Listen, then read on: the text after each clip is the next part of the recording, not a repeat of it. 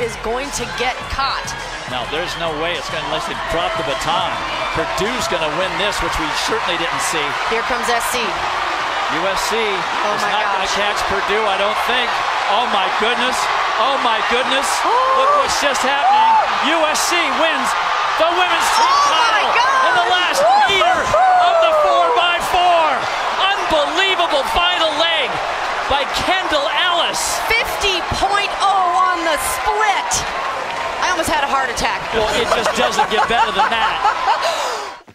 You know, it's amazing because, we're playing sound. Track's not a sport they put on the radio. It's not one that makes a whole lot of sense, but the broadcasters sort of make that because they were all of us, which was completely astonished, Kendall, about what you were able to do and what your team was able to do. Jordan Moore, John Jackson, and Kendall Ellis sits down with us now. All right, take it to the baton handoff. Let's start there. It didn't go the way you wanted it to go. What went wrong in the handoff, and how did you maintain your composure? Clay Helton was up here talking about how he thought that was the moment that he was so impressed by because he'd been around so many young people and there was no panic in your face or your motion. Right.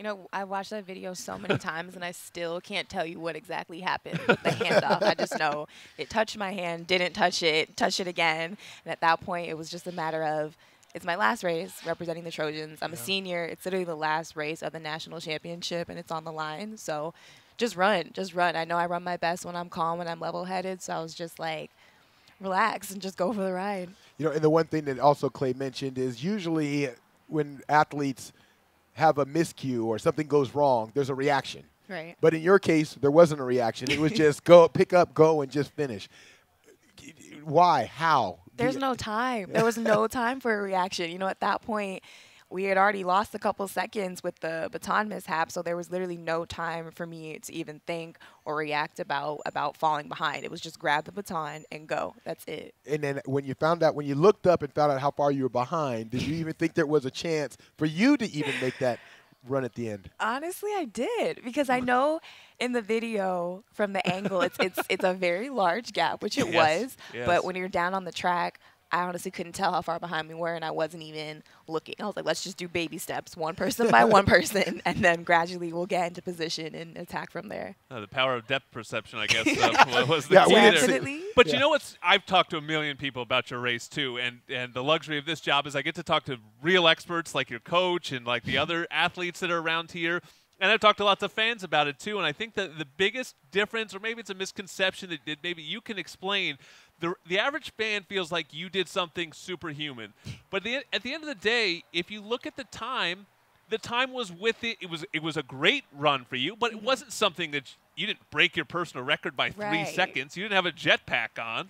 You did what you were capable of doing. And I feel like the track people I've talked to, some of the greats, that's what they're most impressed by, was that you didn't feel the anxiety of having to catch up, that you just, at the end of the day, you have to run your race, and you can only run to the clock more so than the people. Exactly. You're the first person to ever say that. I've done a lot of research on this race. Yeah, I respect that, but you're definitely right. At the end of the day, I study my sport. I know the way things work, so I know what I'm capable of. I know what the other runners are doing as well. So for me, mathematically, I'm a numbers person. You break it down. I was like, I can do this. I know exactly how fast I can run, and it's well within my reach to catch her.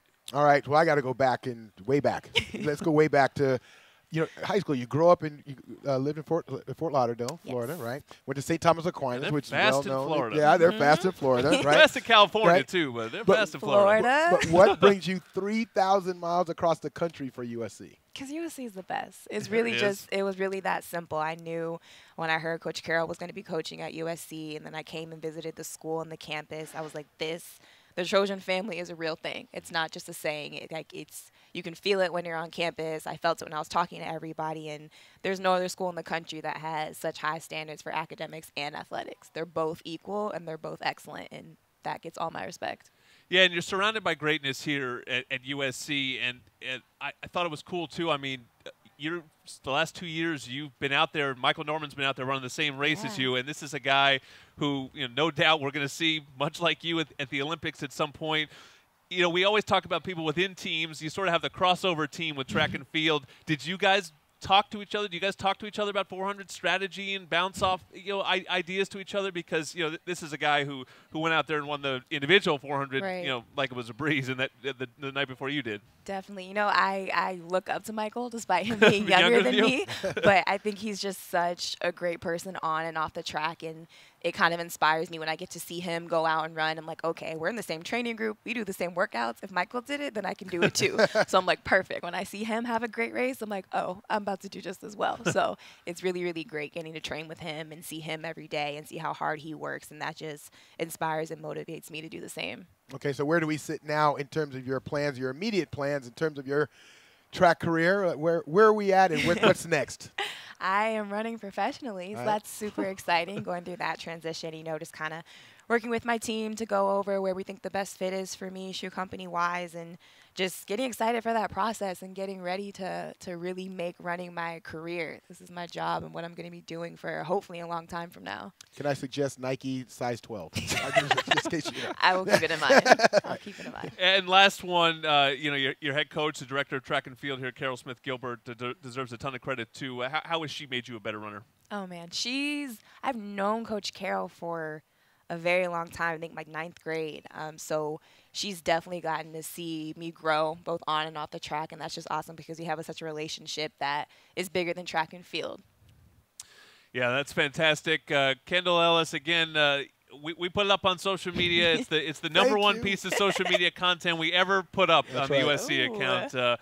You guys got a great ovation too at the game on Saturday night. I mean, I don't know if you knew in the moment what you did to the Trojan family and then even the whole country. You got to throw out the first ball at the Dodger game. I mean, it was really fantastic and incredible run. Congratulations to you, and we look forward to watching your career and seeing you in Tokyo here in a couple of years. Trojan fans, the Eckrich $1 Million Challenge is back. If you want to take the field and throw for $1 million when the Trojans host Notre Dame on November 24th, visit EckrichFootball.com for your chance to win Eckrich, the official smoked sausage and deli meat of the USC Trojans. Thank you, Kendall, Ellis. More Trojans Live next.